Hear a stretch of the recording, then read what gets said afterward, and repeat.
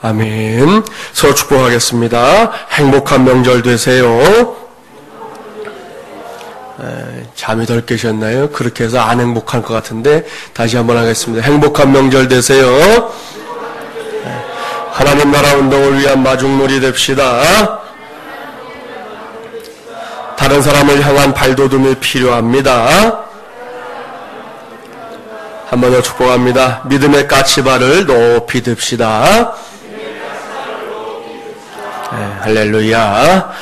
오늘은 하나님 나라 운동을 위한 마중물이 되자 48번째 시간입니다. 오늘은 교회를 향한 발돋움이 필요합니다 라는 제목으로 하나님의 말씀을 전하도록 하겠습니다. 본론에 들어가기 전에 우리는 교회라는 단어에 대해 생각해 봐야 합니다. 교회라는 말로 번역된 헬라어 많이 들어봤을 거예요. 에클레시아라는 단어 말입니다. 이 단어는 이제 두 개의 단어가 합쳐진 것인데요. 그것은 밖으로라는 뜻의 단어와 불러내다라는 단어입니다. 이 두 단어가 합쳐져서 에클레시아가 됐는데요. 이 단어의 의미에 기초해서 정의를 해보면 세상 밖으로 불러낸 무리 혹은 공동체가 교회다라는 것을 알 수 있습니다. 오늘은 이러한 교회의 정의를 기억해 주세요. 특별히 공동체라는 단어에도 우리의 관심이 모아지게 되기를 바랍니다. 아직은 매우 짧지만 그래도 지난 우리 교회의 역사만 들여다봐도 분명하게 알 수 있는 것이 있어요. 그것은 주님의 몸된 교회가 결코 어찌 하다 보니 생겨진 것이 아니라는 것입니다. 만일 그렇게 생각하는 사람이 있다면 그것은 정말로 착각 중에 착각입니다. 이 시간에 분명하게 말씀드려요. 교회는 인류를 구원하기 위한 하나님의 거룩하고 위대한 계획 가운데 태어난 공동체입니다. 그러한 하나님의 계획은 그저 몇몇 사람들에 의해서가 아니라 구원의 확신을 가진 수많은 사람들을 통해 이루어져 갑니다. 그렇기 때문에 교회를 가리켜 하나님의 구원 역사를 이루어가는 신령한 공동체라고 부를 수 있습니다. 이처럼 하나님의 교회에는 하나님의 놀라운 계획이, 하나님의 위대한 꿈이 담겨 있습니다. 따라서 우리 모두가 오늘도 하나님의 그 놀라운 계획과 꿈 속에 들어와서 자리를 잡고 앉아있다고 말해도 결코 과언이 아닙니다. 얼마나 영광스러운 일입니까? 이러한 사실을 전제하고 여기서 한 가지 질문을 던져야 되겠습니다. 그것은 우리 모두가 하나님의 위대한 꿈이 담겨있는 이 교회를 향해 어떤 영적인 발돋움을 감당해야 하는가라는 질문입니다. 이제부터 이 질문에 대한 답을 하나씩 찾아보도록 하겠습니다. 첫 번째로 우리가 이 마중물이라는 교회를 향해 감당해야 할 영적인 발돋움이 있습니다. 그것은 우리 모두가 우리 교회를 기도하는 공동체로 세워가야 한다는 것입니다. 본문 7절 말씀 함께 봉독해 볼까요? 7절입니다. 만물의 마지막이 가까이 왔으니 그러므로 너희는 정신을 차리고 근신하여 기도하라. 아멘. 사랑하는 마중물이란 가족 여러분, 여기에 하나님께서 사도 베드로를 통해 하나님의 교회를 섬기고 있는 모든 사람들에게 아주 간곡하게 당부하는 첫 번째 메시지가 있습니다. 그것은 우리가 섬기고 있는 이 교회를 다름 아닌 기도하는 공동체로 만들어가야 한다는 것이에요. 이것을 꼭 기억해야 합니다. 옳습니다. 교회의 생명력은 기도에 있습니다. 물론 기도만이 다는 아니지요. 교회가 교회답게 되는 데에는 그 외에도 여러 가지 요소들이 필요합니다. 그러나 그 중에서도 으뜸은 뭐니 해도 기도라는 말씀입니다. 아마도 이에 대해 이의를 제기할 성도는 한 사람도 없을 거예요. 따라서 우리 모두에게 기도가 우리 마중물 예람교회의 생명력이다 라는 분명한 자각이 있어야 합니다. 이 말씀은 건물로 세워져 있는 이 예배당이 기도해야 한다는 의미가 아니지요. 이 교회의 구성원이 되고 있는 모든 성도들, 이 자리에 있는 저와 여러분 한 사람 한 사람이 모두가 다 기도하기에 힘써야 한다 하는 의미입니다. 그런데 요즘은 이러한 사실을 외면하는 경우들이 적지 않습니다.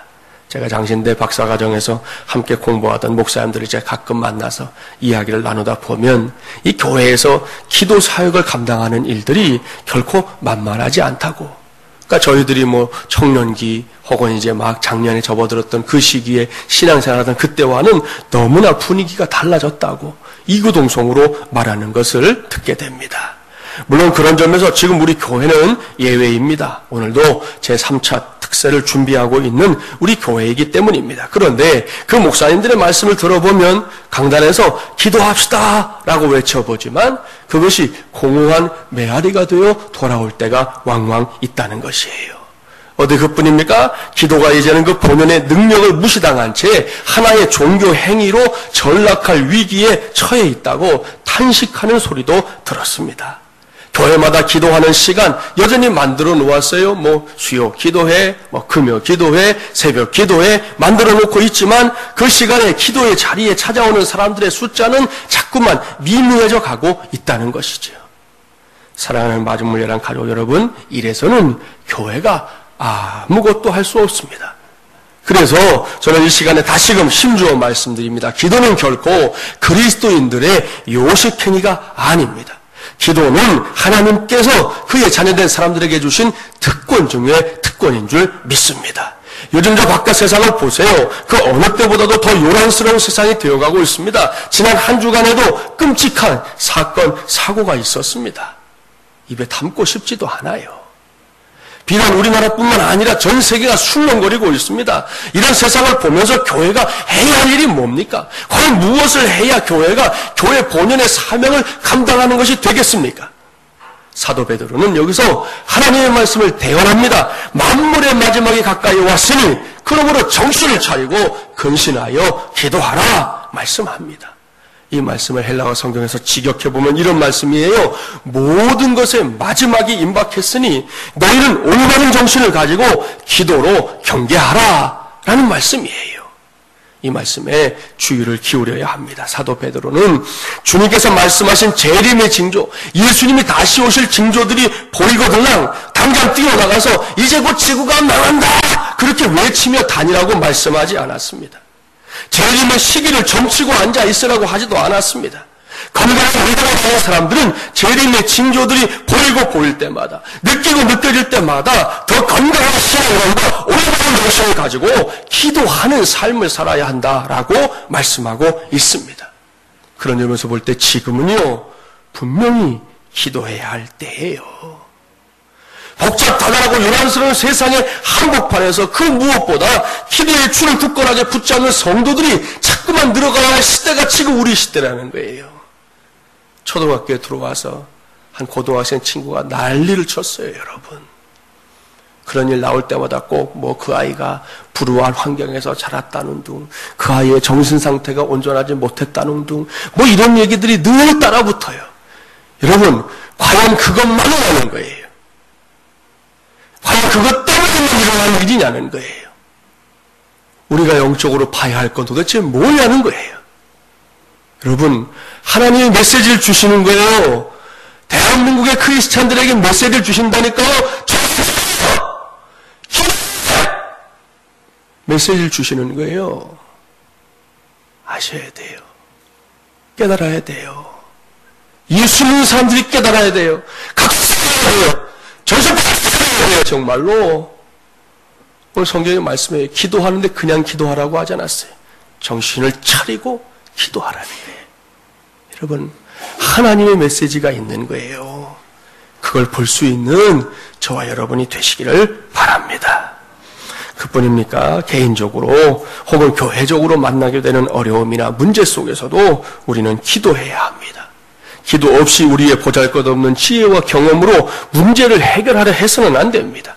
이러한 해결 방법은 당시에는 문제가 다 해결된 것 같아도 오래지 않아 또 다른 어려움에 빠지게 되는 임시 방편에 불과하기 때문이에요. 따라서 개인적으로든 교회적으로든 혹은 이 나라가 어려움에 빠졌을 때에도 우리는 기도해야 합니다.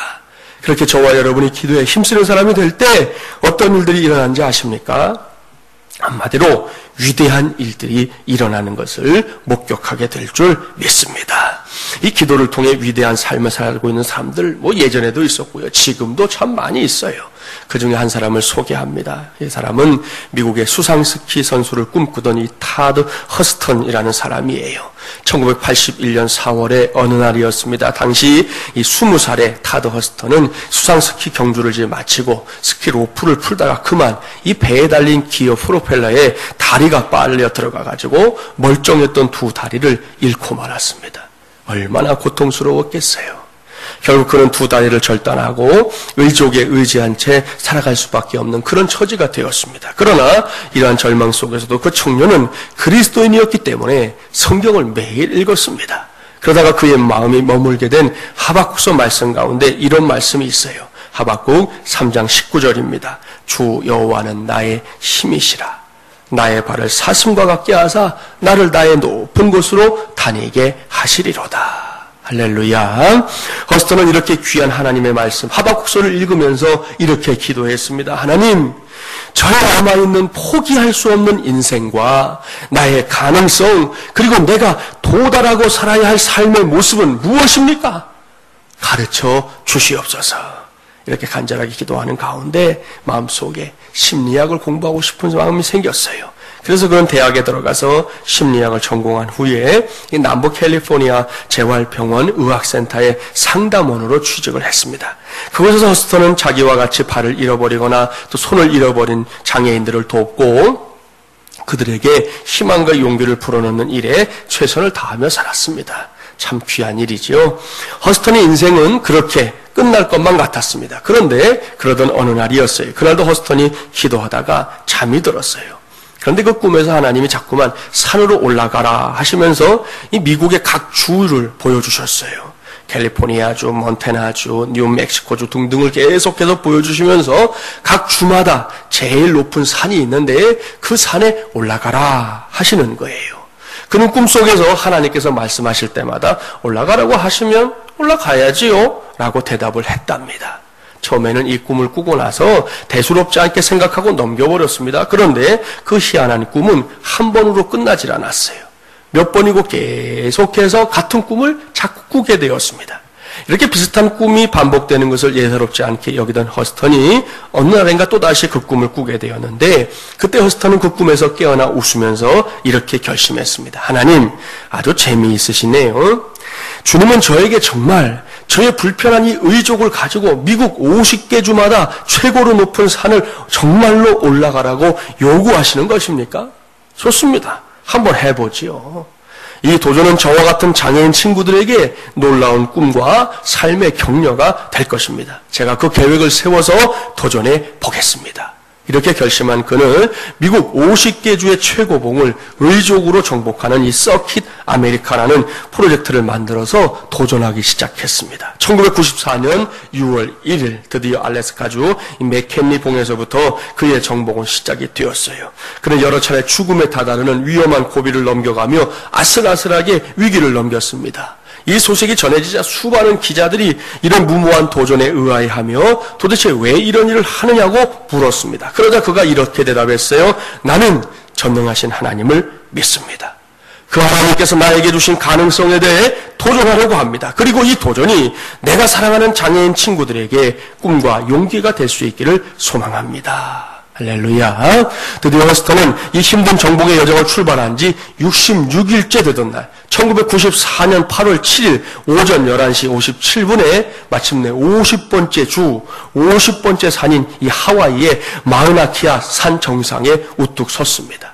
이것은 무려 50개의 산 정상을 66일 21시간 47분 만에 다 정복한 위대한 기록이었습니다. 그는 그 마지막 정상 높은 곳에서 전능하신 하나님을 찬양했습니다. 우리나라 성도들이 좋아하시는 저 높은 곳을 향하여 그 찬송을 부르며 기도하던 이 허스턴의 모습이 텔레비전을 통해 전국에 생방송되었어요. 그 자리에 그가 엎드려 이렇게 기도했습니다. 전능하신 하나님, 정상을 도전할 수 있는 나의 가능성을 열어주신 하나님을 찬양합니다.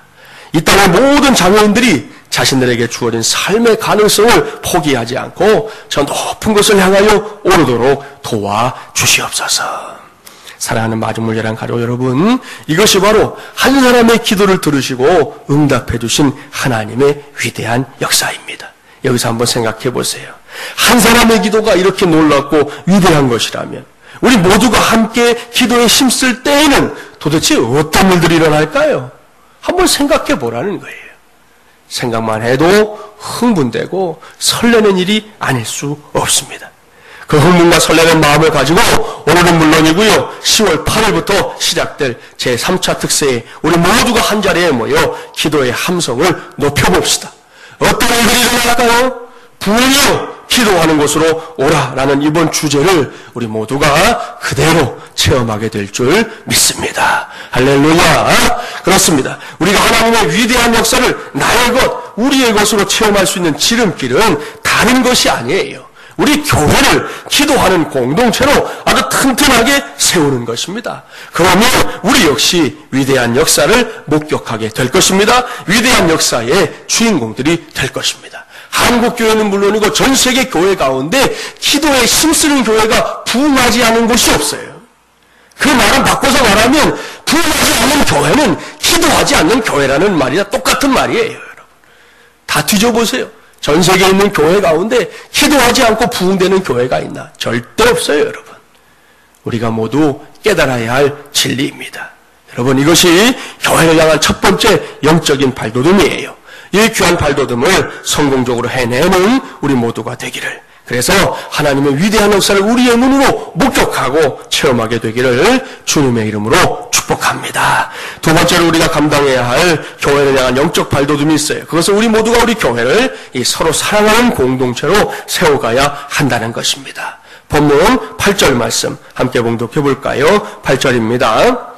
무엇보다도 뜨겁게 서로 사랑할지니 사랑은 허다한 죄를 덮느니라. 아멘. 여기서 사도 베드로는 사랑을 말씀하고 있습니다. 사랑은 기독교가 세워지게 된 기반이요 기독교의 본질입니다. 왜냐하면 우리의 아버지가 되시는 하나님이 사랑 자체이시잖아요. 또 우리의 주님 예수 그리스도가 이 땅에 오셔서 사랑의 극치를 보여주셨기 때문입니다. 이러한 이유 때문에 하나님의 말씀은 그리스도인들에게 사랑하며 살 것을 요구하십니다. 아니, 요구하신다기보다는 그것이 하나님의 자녀된 사람들이 가지고 있는 권세라고도 말씀드릴 수 있어요. 사실 이 세상에서 우리만큼 사랑의 실체를 잘 알고 있는 사람들이 어디 있습니까?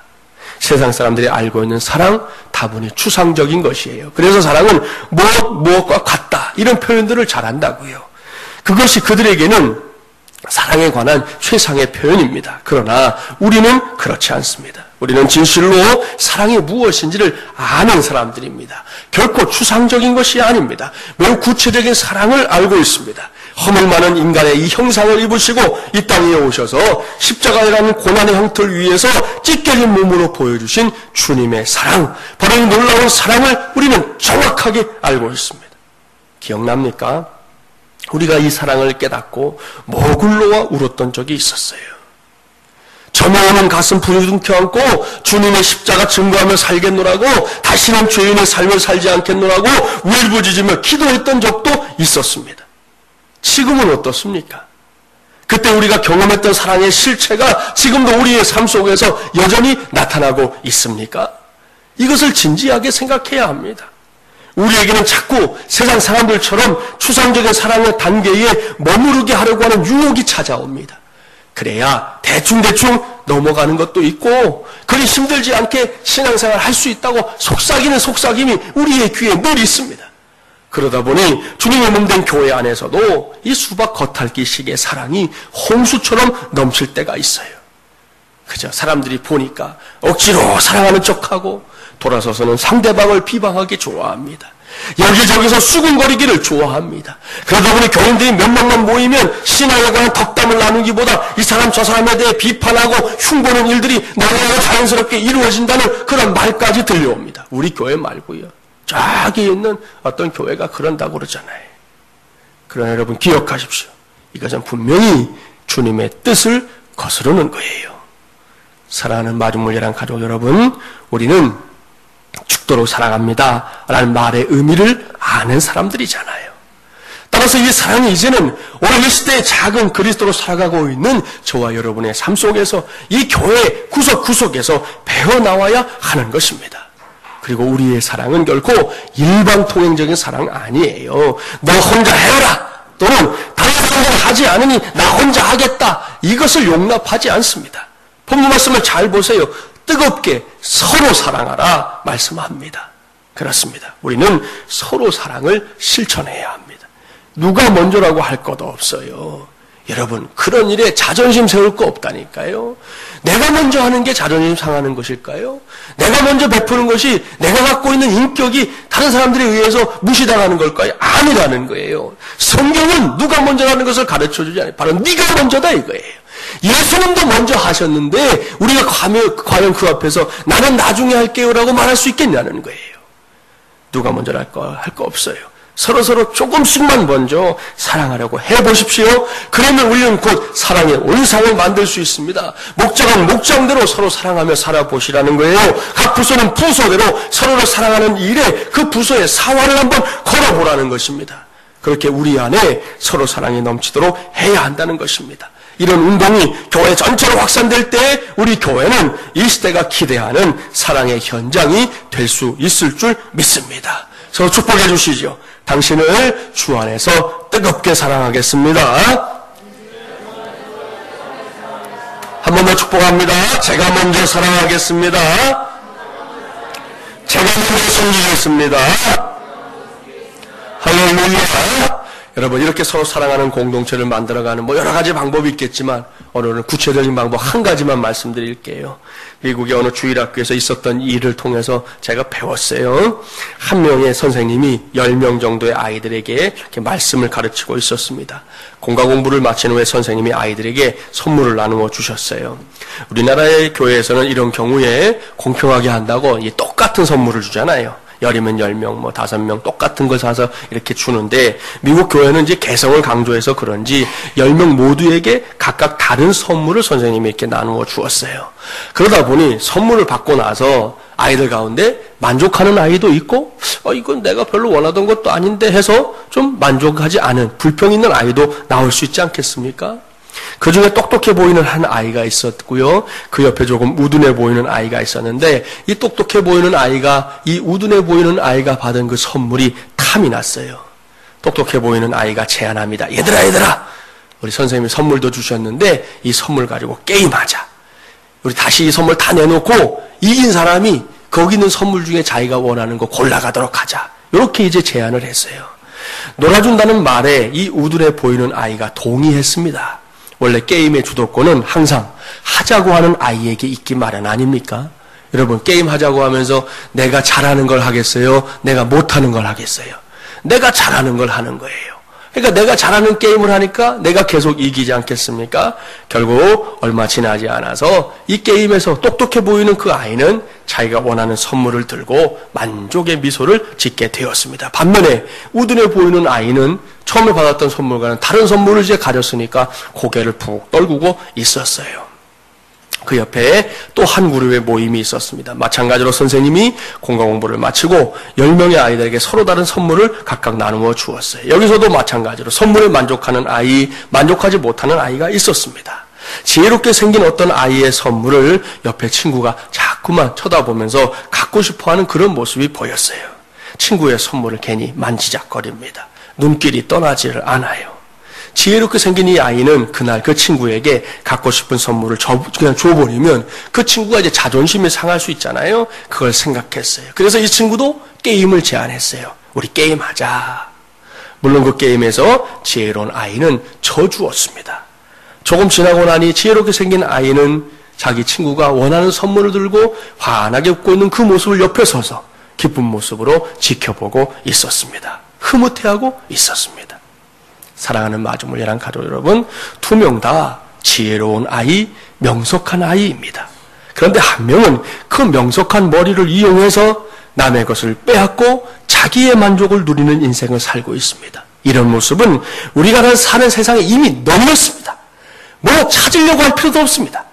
옆에 살짝 넘겨만 봐도 쉽게 찾아볼 수 있어요. 반면에 다른 한 명은 지혜로운 머리를 사용해서 친구의 기쁨을 채워주고 섬기는 기쁨을 누리며 살고 있습니다. 여기서 묻겠습니다.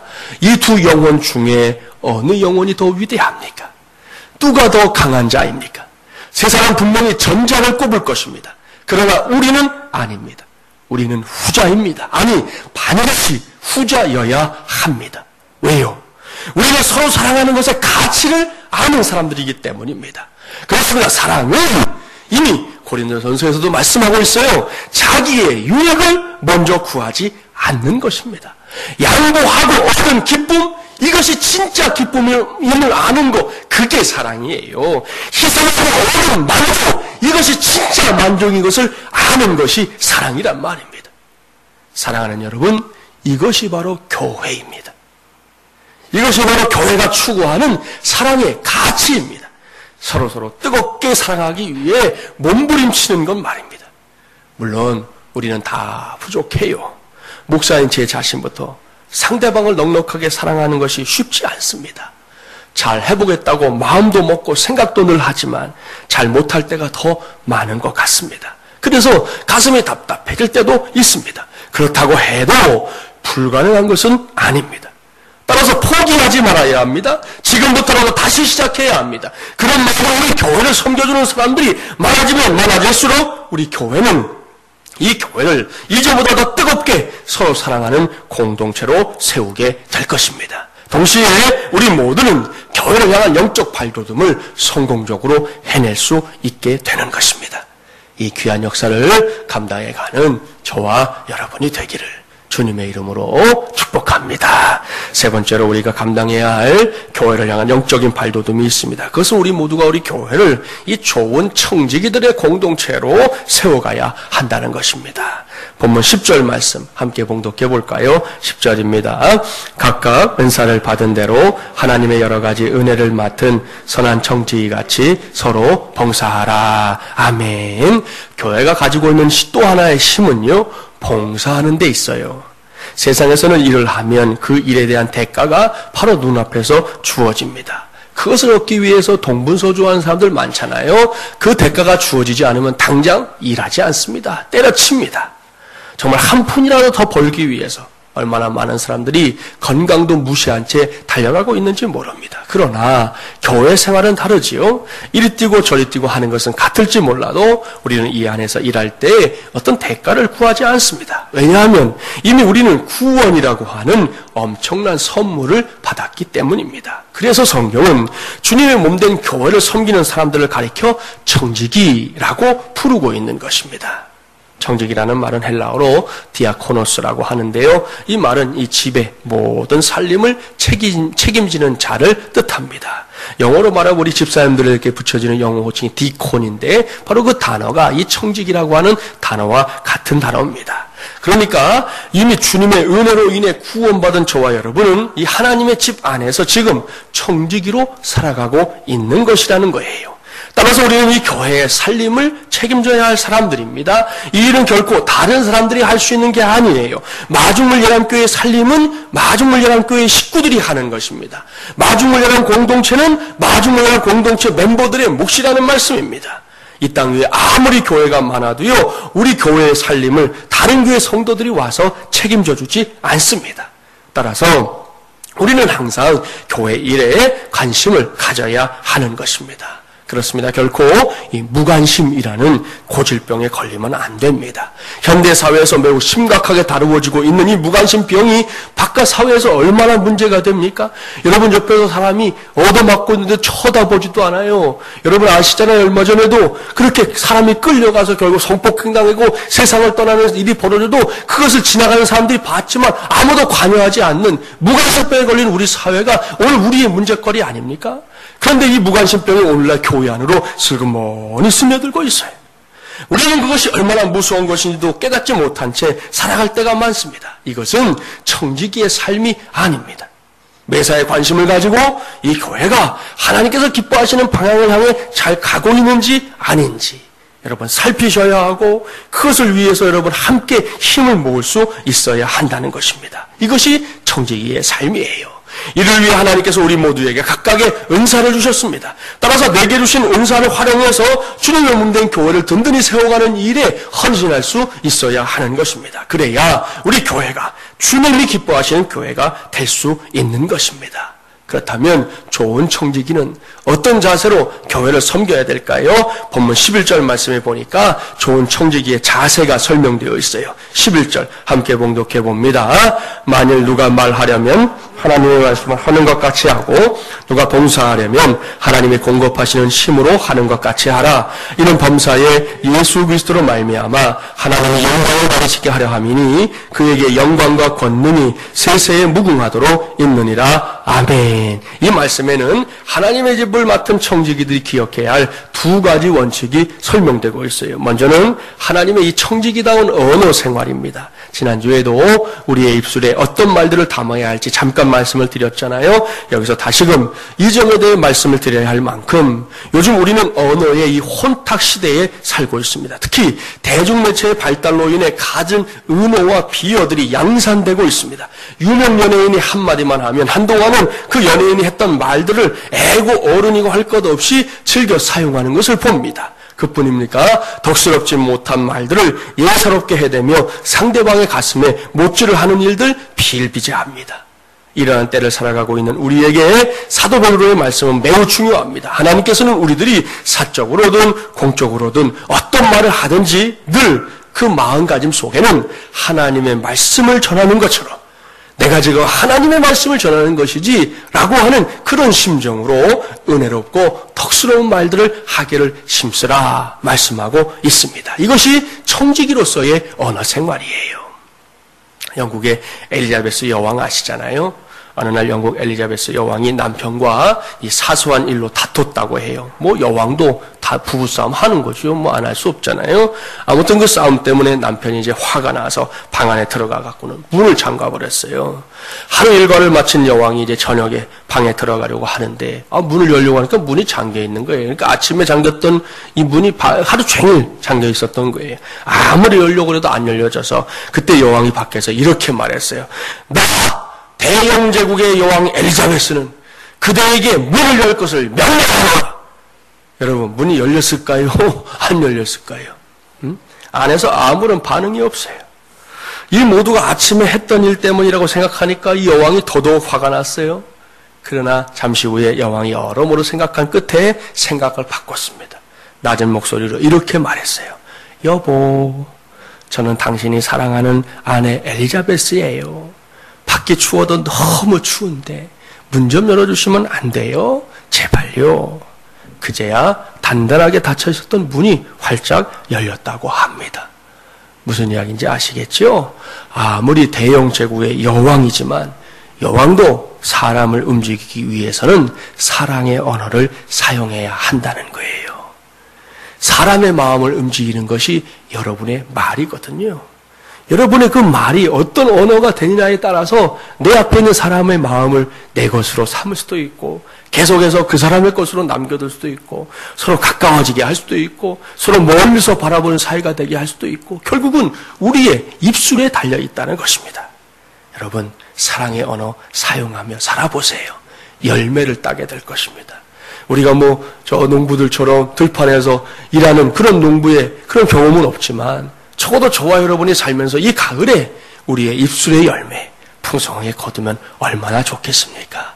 이것이 바로 청지기의 언어 생활이라는 거예요. 다음은 봉사에 관한 것이죠. 봉사는 매우 귀한 것입니다. 그런데 우리가 봉사하는 생활을 할 때 주의할 것이 있어요. 이것은 내가 했는데 라는 생각이에요.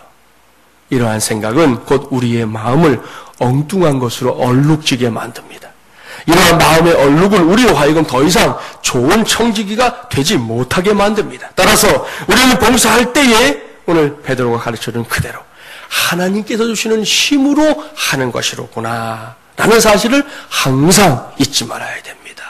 지금만이 아니에요. 우리 인생 끝날 때까지 절대로 잊지 말아야 합니다. 물론 겉으로는 내가 하는 것 같지요. 하지만 결코 내가 하는 게 아니라는 거예요. 하나님께서 내가 하고 있는 일에 필요한 능력과 힘을 주셨기 때문에 내가 지금 그 일을 감당하고 있다는 사실을 항상 명심할 수 있는 우리 모두가 되기를 바랍니다. 그런데 이것을 잘 모르는 사람들이 간혹 있어요. 교회에서 남이 하지 못한 그 무엇을 하고 나면요 갑자기 목이 뻣뻣해지는 사람들이 있습니다. 그뿐입니까? 걸핏하면 그것을 자랑 삼아 말하려 하고 또한 이렇게 하는 것으로 자신의 자리와 세력을 더욱 넓히려고 합니다. 이렇게 되면 어찌 되는지 아십니까? 예수님께서 이미 말씀하셨어요. 그런 사람들은 이미 자기의 상급을 받았느니라. 하나님의 나라에서 받을 상급을 이 세상에서 이미 받아버렸다는 거예요. 더 이상 하나님의 상급을 기대하지 말라는 거예요. 그것이 예수님의 가르침입니다. 여러분, 우리는 이러한 예수님의 지적을 받는 그런 청지기가 되어서는 안 될 것입니다. 꼭 기억하세요. 오늘만 아니라 이후에 우리가 하나님의 나라를 위해서 어떠한 봉사를 하든 그것은 내가 하는 거 아닙니다. 하나님이 주시는 힘으로 하는 것입니다. 하나님이 주신 은혜로 하는 것입니다. 그것을 깨닫는 자가 좋은 청지기라는 것이지요. 지난 1년 동안 우리 교회에는 이런 청지기들이 많이 있었습니다. 앞으로도 변함없이 교회가 세월을 흘러가니까 우리도 그저 뒤로 이렇게 처지는 것이 아니라 앞으로도 변함없이 좋은 청지기들로 주의 몸된 교회를, 하나님의 나라를 섬겨주시게 되기를 간절히 바랍니다. 여기까지 오늘 주신 말씀을 통해 교회를 향한 영적 발돋움에 대해 살펴봤습니다. 사랑하는 마중물예란 가족 여러분, 우리 교회는 괜히 이곳에 서 있는 게 아니에요. 하나님께서 이곳에 마중물예란 교회를 세우실 때에는 다 목적이 있었기 때문입니다. 그 목적을 이루기 위해 우리가 지금 달려가고 있는 중입니다. 그 다람쥐를 감당하면서 그냥 교회 생활하지 마시고 성경이 무엇을 말씀하고 있는지, 우리가 어떤 영적 발돋움을 이 교회를 향해 감당해야 할지를 꼭 기억하시기를 바랍니다. 우리 교회를 기도하는 공동체로 세워야 합니다. 우리 교회를 서로 뜨겁게 사랑하는 공동체로 세워가야 합니다.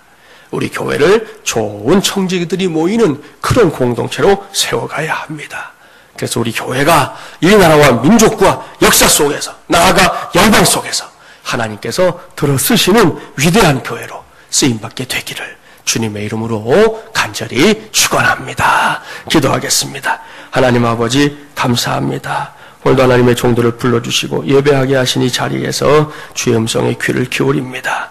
오늘도 우리가 하나님 나라 운동을 위한 마중물이 되고자 몸부림치는 가운데 특별히 교회를 향한 발돋움에 관한 말씀에 귀를 기울였습니다. 우리 마중물이란 교회 우연히 혹은 사람들의 계획에 의해 이곳에 세워진 것이 아님을 분명히 깨닫게 하여 주시옵시고, 하나님의 놀라운 계획, 위대한 꿈이 담겨있는 공동체라는 사실을 잊지 않는 우리 모두가 되게 하여 주시옵소서. 이 교회를 향해서 우리의 영적 발돋움을 감당하되 우리 교회를 기도하는 공동체로 세워가게 하여 주시옵소서. 하나님 아버지, 건물이 기도하는 것이 아닙니다. 우리가 기도해야 우리 교회는 기도하는 공동체가 될 수 있다는 거 잊지 않게 하여 주시옵시고, 서로 사랑하는 일을 뜨겁게 해내는 우리 공동체가 되게 하여 주시옵시고, 무엇보다 좋은 청지기들이 모이는 우리 마중물이라는 공동체 되게 하여 주시옵소서. 그래서 우리 교회를 통해서 하나님의 크신 뜻이 이 땅 위에서 온전히 이루어지는 것 보게 하시고, 또한 우리가 그 속에서 쓰임받게 하여 주시옵소서. 예수님의 이름으로 축복하며 기도하옵나이다. 아멘.